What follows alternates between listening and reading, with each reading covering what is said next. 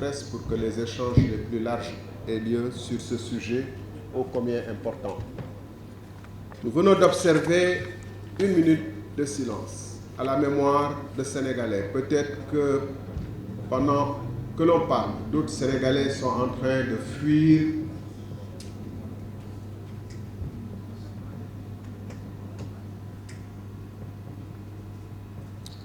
Peut-être que pendant que nous sommes en train de parler, des Sénégalais sont en train de fuir ce navire, ce Sunugal, qui ressemble à un bateau sans capitaine, sans cap, sans orientation précise, et où le désespoir est le mal le plus partagé, en dehors du coronavirus.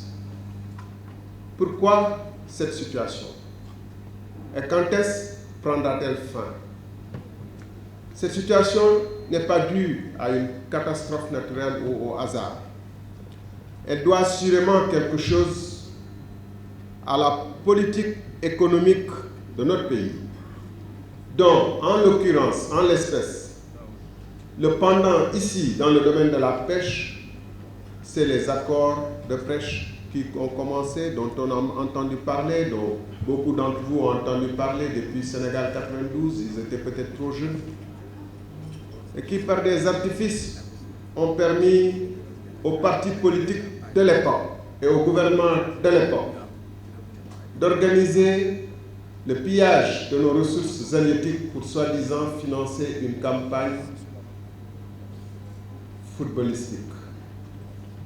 Depuis lors, le Sénégal est connu pour avoir signé parmi les pires accords de pêche qui ont participé à faire de notre mer, de nos océans, des vides, alors que les côtes mauritaniennes ou bissau-guinéennes sont hautement plus poissonneuses.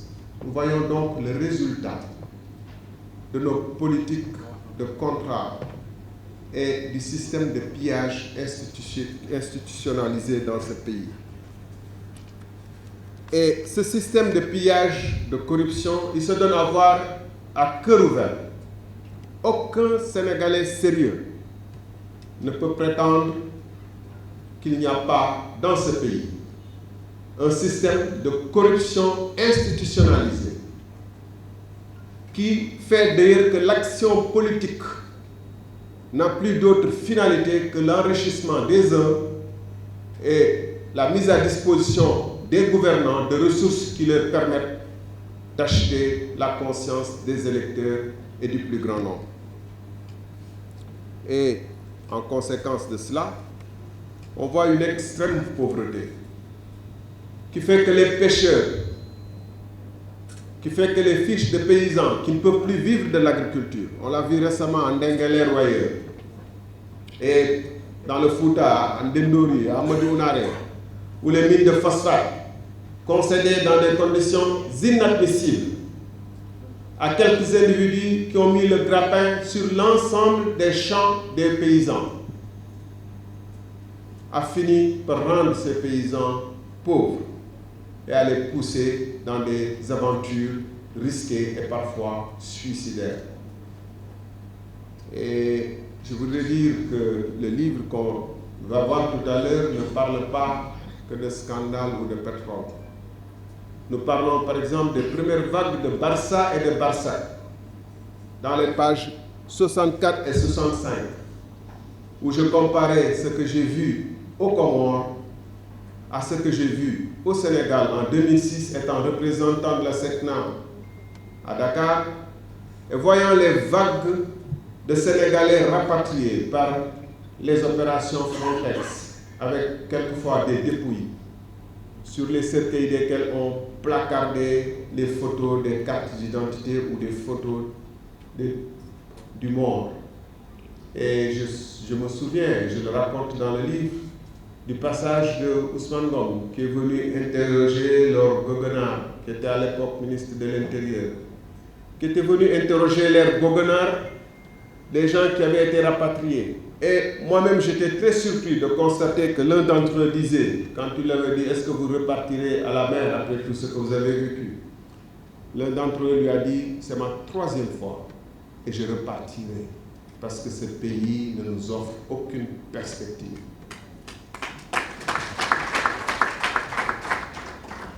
Et pourquoi il en est ainsi? Pourquoi les accords de pêche, les conditions dans lesquelles on octroie à un seul individu 300 hectares contre des populations à Ndingler qui ont le droit, ou ce qui se passe à Amadou Oumaré n'intéresse pas le Parlement qui doit se soucier de ces questions, n'intéresse pas la justice qui doit se soucier de ces questions.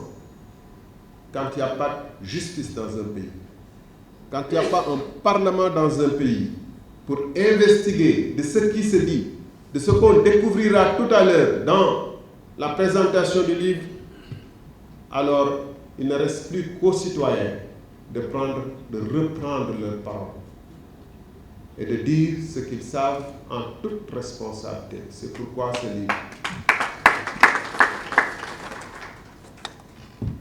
Je voulais donc faire cette connexion entre la situation que nous vivons, les naufrages, la situation de ceux qui, pendant 30 ans, quand je parle de 92, quand je parle de Sénégal 92, c'était sous le régime PES. Et vous voyez dans le gouvernement actuel des reliques de ce régime.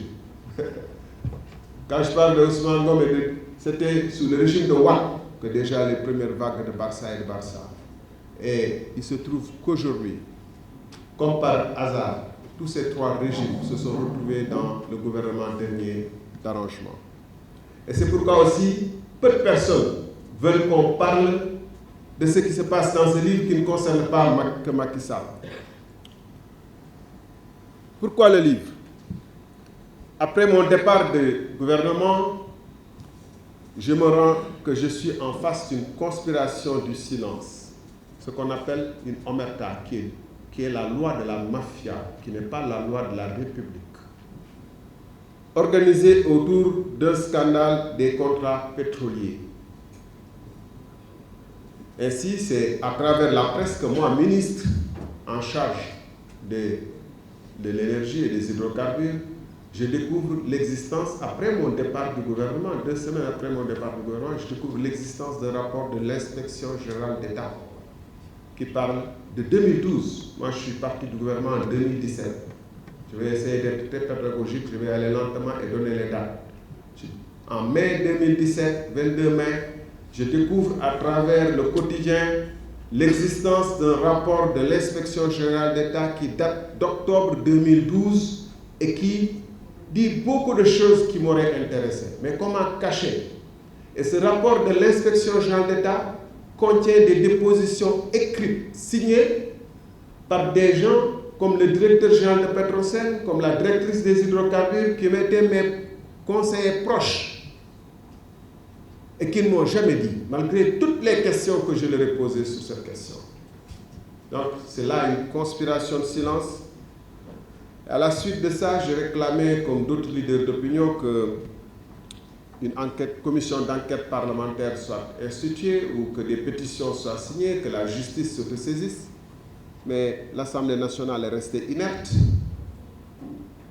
La justice est restée muette sur cette question jusqu'en 2018, quand il y aura le scandale, ou 2019, quand il y aura la BBC. Donc la justice est restée totalement inerte. Donc, pour moi, qui était parti du gouvernement, comme on le verra tout à l'heure, sur la base de mon désaccord avec le contrat de Timis d'abord, puis de Total ensuite, je voyais que j'ai été victime d'une immense conspiration et que je devais prendre la parole. D'autant que le simulacre en 2019 d'une justice qui dit que d'un appel à témoins, alors qu'ils peuvent avoir accès aux documents que je vais vous montrer tout à l'heure. Je dis que ça me donne à dire qu'il nous faut prendre nous tous notre responsabilité parce que l'intérêt national prime sur toute autre considération et parce que nos convictions qui nous avaient poussés en politique, c'était précisément de mettre les valeurs devant nous.